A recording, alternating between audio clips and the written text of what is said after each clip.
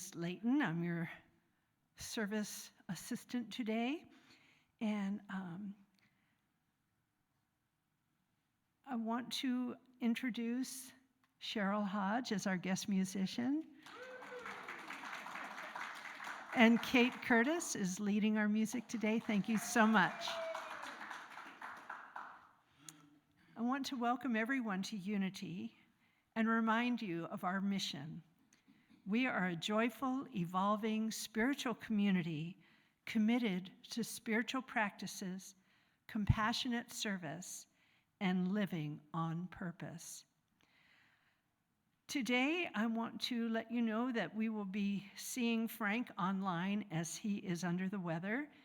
And today's message is Daily Living, an Awesome Spiritual Path. Now as we prepare for our time of prayer and meditation, please hold the words of this meditation hymn quietly in your heart.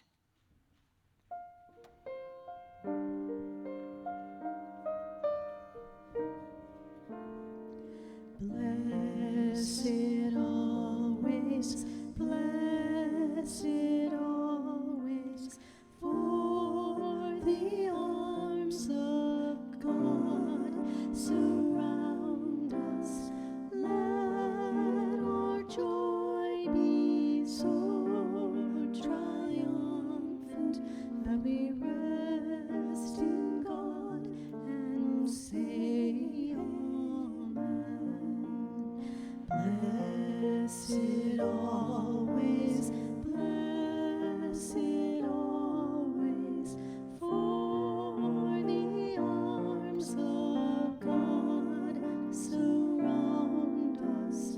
Let our joy be so triumphant that we rest in God and say Amen. Let our joy be so triumphant that we rest in God and say Amen.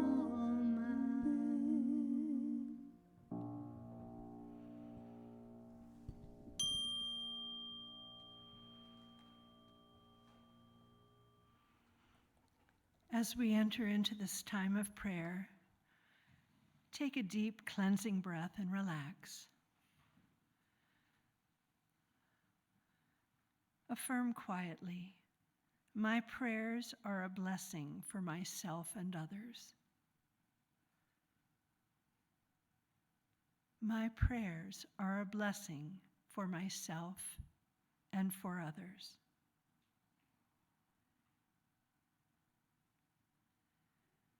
For every challenge that can show up in our lives, there's a spiritual solution.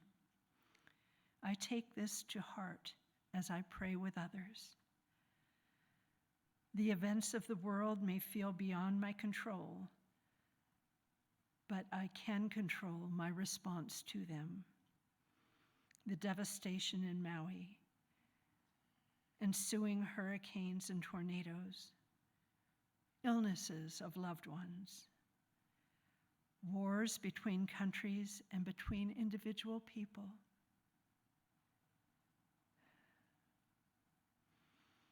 Go ahead and speak the names or situations you want to hold in prayer aloud. Deborah, Maui, Ukraine.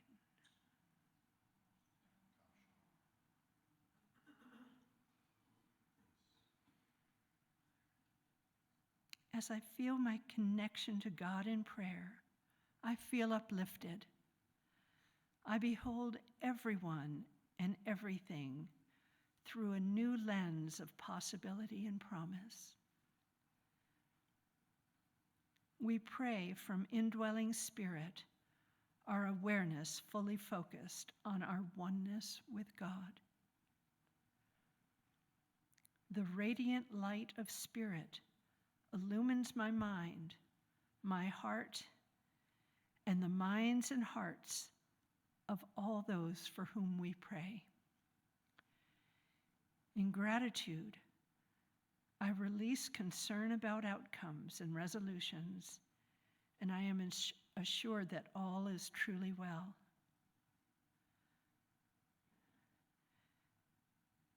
And continuing in this prayerful state, relax more deeply into your chair. Notice any pockets of tension, and just breathe into that space. As you release tension and worries, breathe easily, releasing any negativity. If any concerns occupy your thoughts, turn them over to Spirit now. As you exhale, release.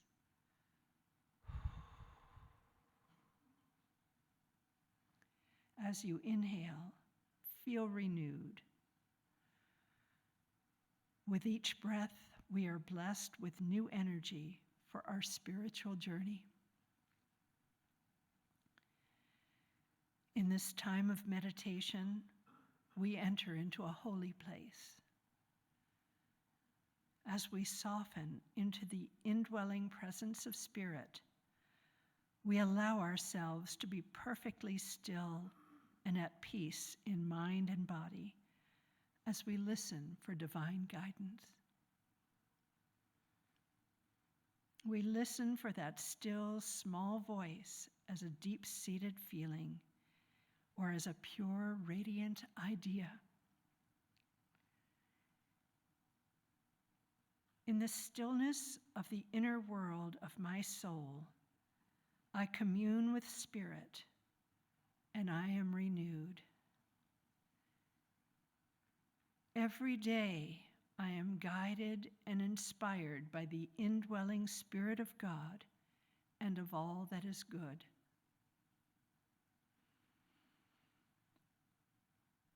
My spiritual path is renewed and refreshed, and I am guided by divine inspiration to uphold a positive and pure path of truth and light.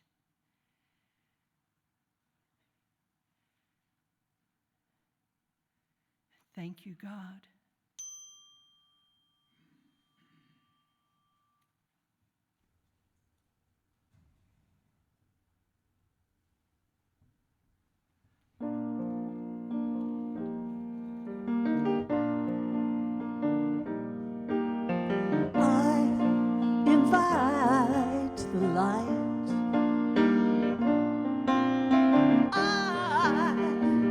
Invite the light. Put down my worries, embrace this prayer.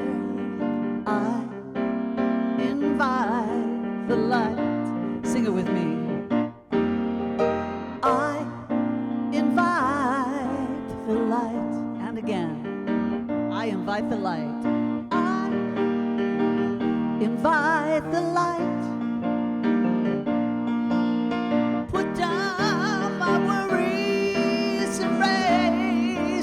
Prayer, for I invite the light. In a world gone crazy, I see a path tonight, a path of promise that's filled with delight. It means no worries, just joy and peace. The peace I find in sweet release. When I sing this, I invite the light. I invite the light. Put down my worries, embrace this prayer, for I invite the light. The victory's here inside my heart. When this passes over, there's a brand new start.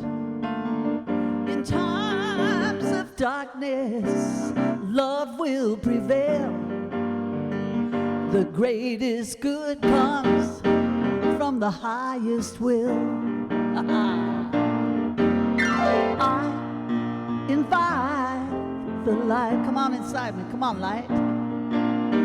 I invite the light. Put down my worries, embrace this prayer. I invite the light. One more time, sing with me. I invite the light. Come on now. I invite the light.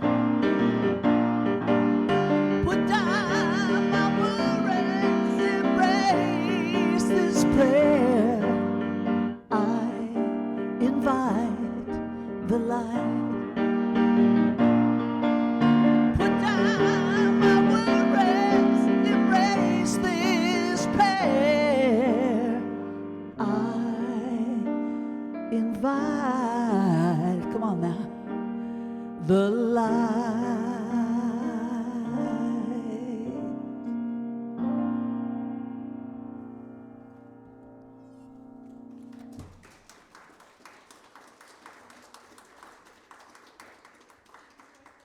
Cheryl, I did write that song.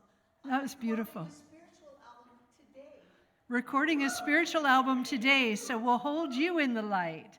And please welcome our special presentation, the screen and Frank.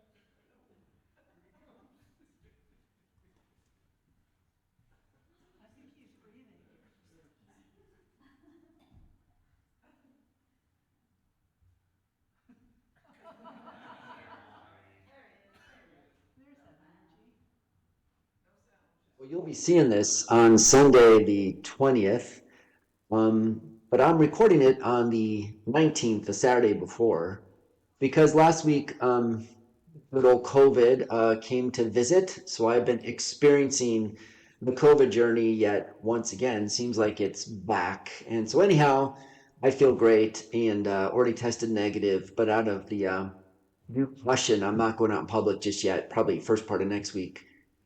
Following the Center for Disease Control, the guidance. So anyhow, what we thought we'd do is I would just record this and send it in, and then you could just I can be with you at least um, technically digitally here on a video.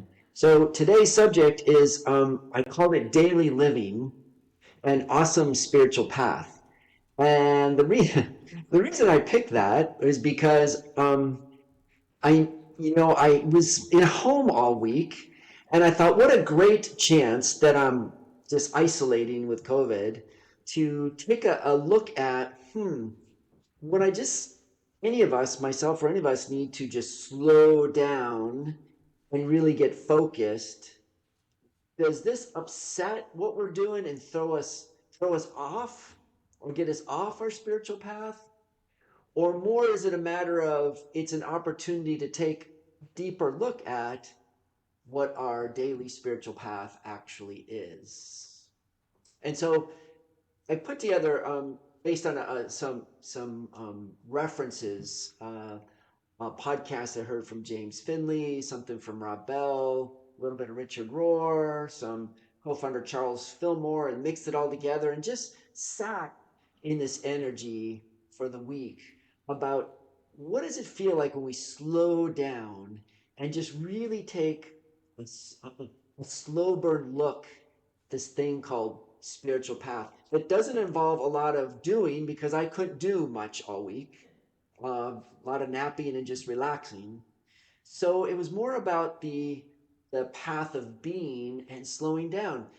So we listened, Diane and I listened to this podcast, and it was a guy talking about his time living in a monastery with Thomas Merton, who's a sort of a really well-known Christian monk. But a lot of what he would say you would probably find from a Buddhist monk or someone who had a long years in an ashram. These spiritual truths, these spiritual teachings seem to parallel within all the major traditions. And one of the things I noticed about what he was saying was how, when he was there, the order of the day was to get up very early, to pray, to work, to eat, to pray, to work, to eat, to pray, then maybe have a little time off, then pray, and then eat, and then pray, and go to bed and do it all over again. And I thought, well, that's so different. And when people go to the monastery like expecting some, like this is a very sacred place or some kind of really amazing things happen here, and they do. But what's interesting, the amazing thing isn't about new activities and lots of distractions and or even not only do they not have TVs really or radios. I mean, they might have them, but that's not part of their life. They don't even get a newspaper. They like get so internal because a big part of what they're doing and part of the charism of these monasteries, you hear them talk about it, is they're in their internal life. What they know they're doing is they're transforming the external. As a matter of fact, the small group in the monastery might have a real deep sense that in their own internal connectivity to spirit, they're actually transforming the very planet. I heard a monk talk one time and said, a lot of us believe that one reason we didn't move too deeply into nuclear war at the peak of the Cold War was that all these people were sitting in silence in deep prayer for a sense of connectivity, for a sense of standing down with the emotions of violence. And that it was that prayer activity, that world prayer activity itself, that helped lower the temperature and lead on to nonviolent or at least more nonviolent solutions that didn't involve nuclear weapons. I heard that years ago. It was so fascinating. It's like, so what happens? And I've actually had the good fortune of doing some work in a monastery, not with the men at a woman's monastic monastery, doing an environmental audit, environmental assessment on the property. And we got to spend a little bit of time. They invited us in to have a meal. And what I understood was because we were there, at one table, they allowed the nuns who were at our table to talk to us, but the ones at the other table were in silence.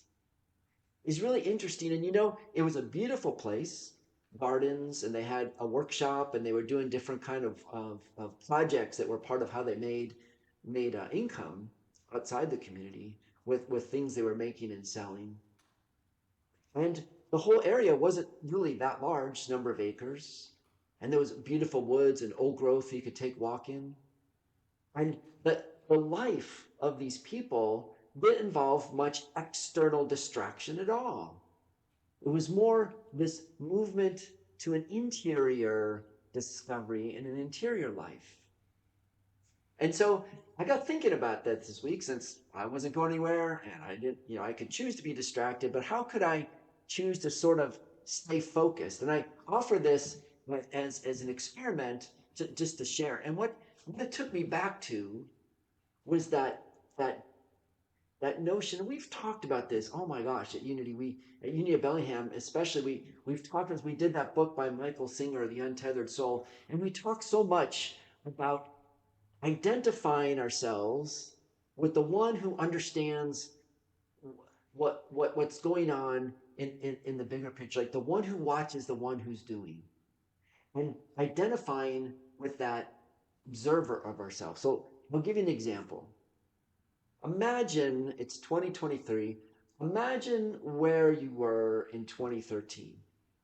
Let me just think about that for a second. So 10 years ago, 10 years younger, how old were you?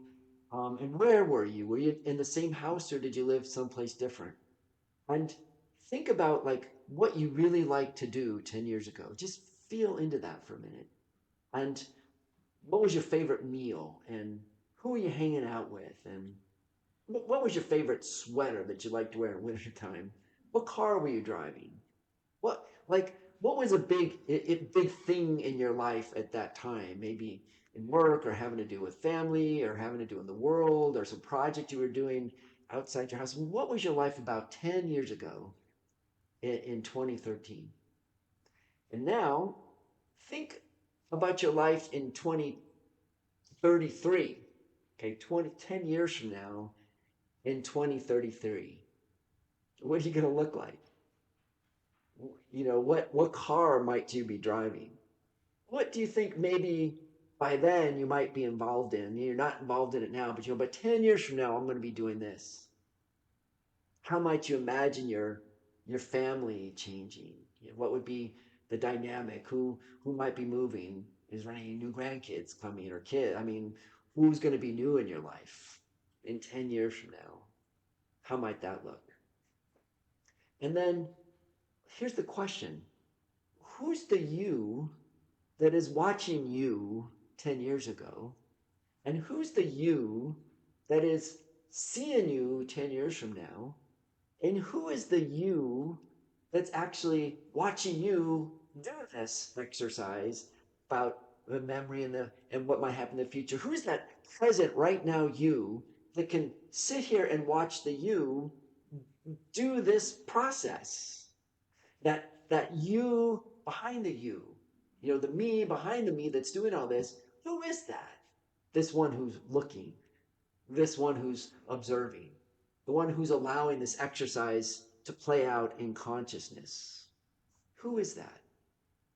And the question is, and here's something to just try to look at through a large scale of our experiences. How much do we identify with the you that's observing the you that's doing these things on earth, is doing these things in the material plane, that's doing these things in the outpicturing of our life and the finite world? That you that's observing that is not finite, it's infinite. It stands in the present time, always in the present moment, always right here, who can look future, who can look past, who can be right here, but it's always right here. This you, this observer, this witness. And think about how many times this ever present you can look at something going on in life and say, how am I, look at the way I'm acting here. Like here's an example.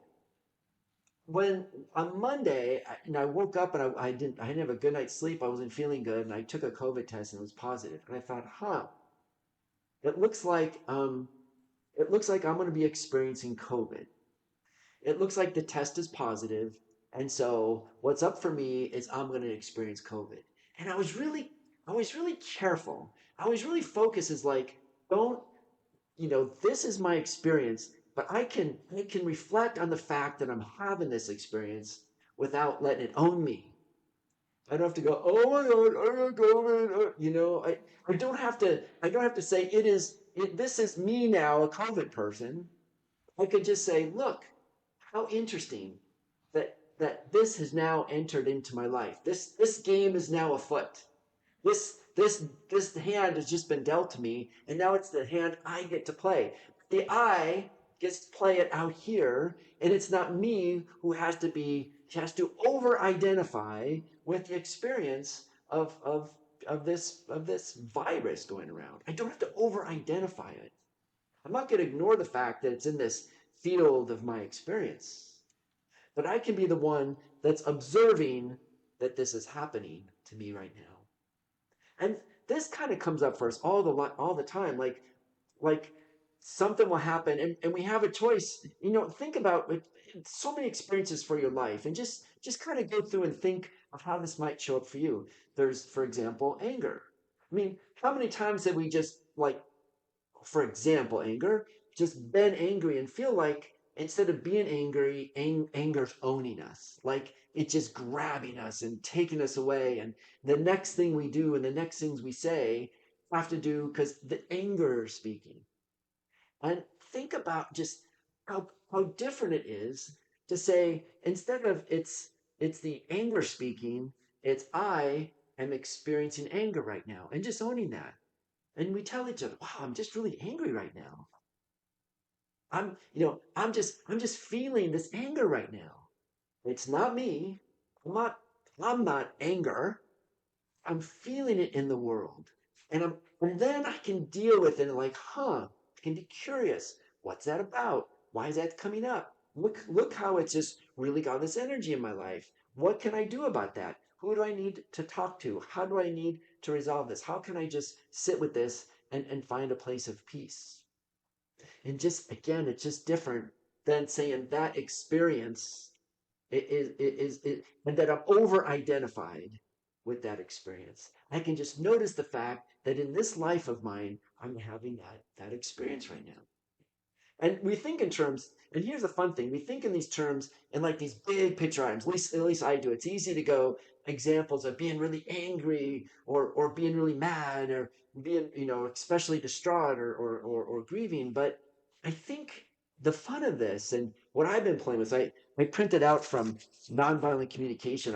I printed out like whole rows of feeling words and I went through them and I went, how are some of these like other subtle feelings maybe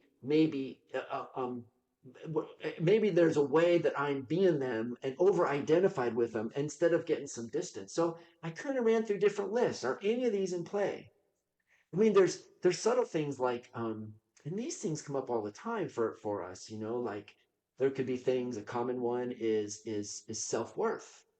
you know i'm I'm just not feeling like I'm good enough. That's a common one, you know, as opposed to, I am noticing that I'm not feeling good enough. I need to take a look at that. I need to proof check that. I need to say, is that really true? Where is that coming from? How do I overcome it? Because the truth is the you behind the you, the me behind the me is this indestructible, eternal, always available, shining connection to the divine that is always worthy enough. Always.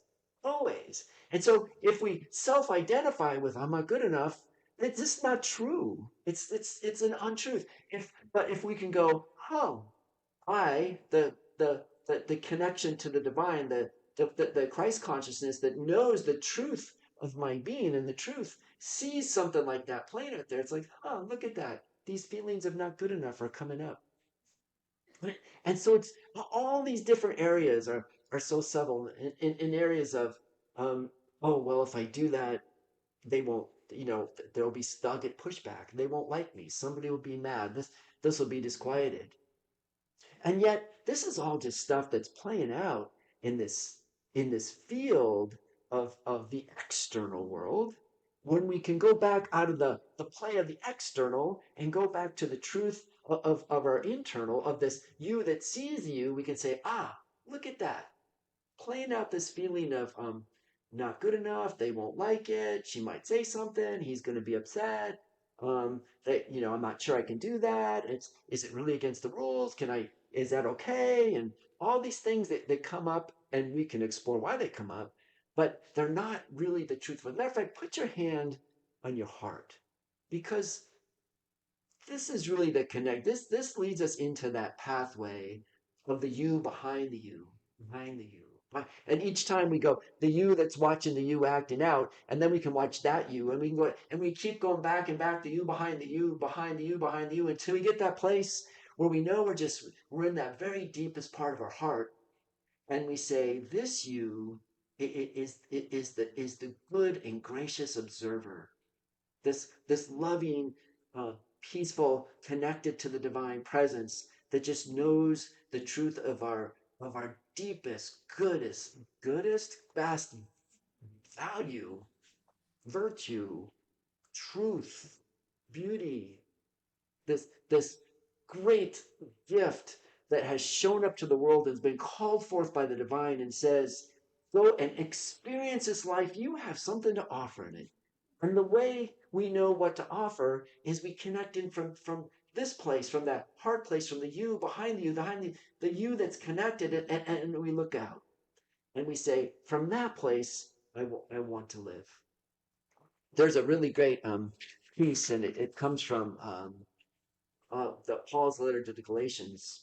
And, Paul said this, but again, you go through major religious traditions and these deep places of our from our spiritual teachers who show us this truth, and you see the same kind of theme running over and over. But here's what Paul says, and this is chapter 2 in Galatians. He said, what actually took place is this: I tried keeping rules and working my head off to please God, and it just didn't work.